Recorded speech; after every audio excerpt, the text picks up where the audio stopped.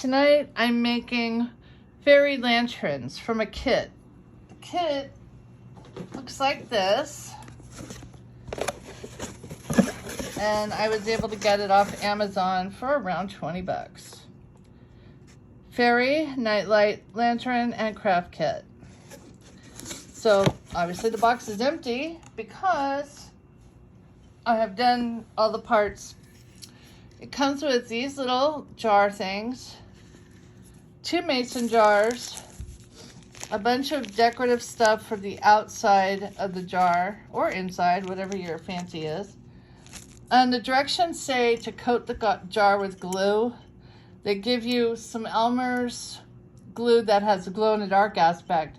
And then you add the very light lid, and this is what you wind up with. Of course, there are many more little fairies that come with it than just this one, but I'm choosing this one for the example.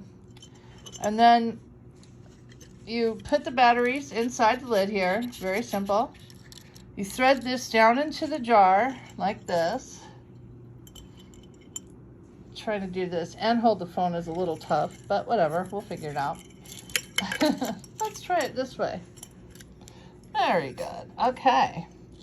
And then you feed the little wire down in. Sorry. It's very easy when you have 2 hands to do it. Oh, sorry about that. And screw on the lid. No, wait, before you screw on the lid, you want to screw this on, and you actually do want to screw it on. So make sure that you have the lid in a place where it'll go like from side to side, not where it's just stuck like about halfway. If that's the case, you have it upside down, so take it off and turn it over and try again. So you spin this thing on the jar just like as if you were threading the jar lid. Spin it on, do not try to force it on. And then you add the jar lid, and it turned off and on here. And you have captured yourself a fairy. Ta-da!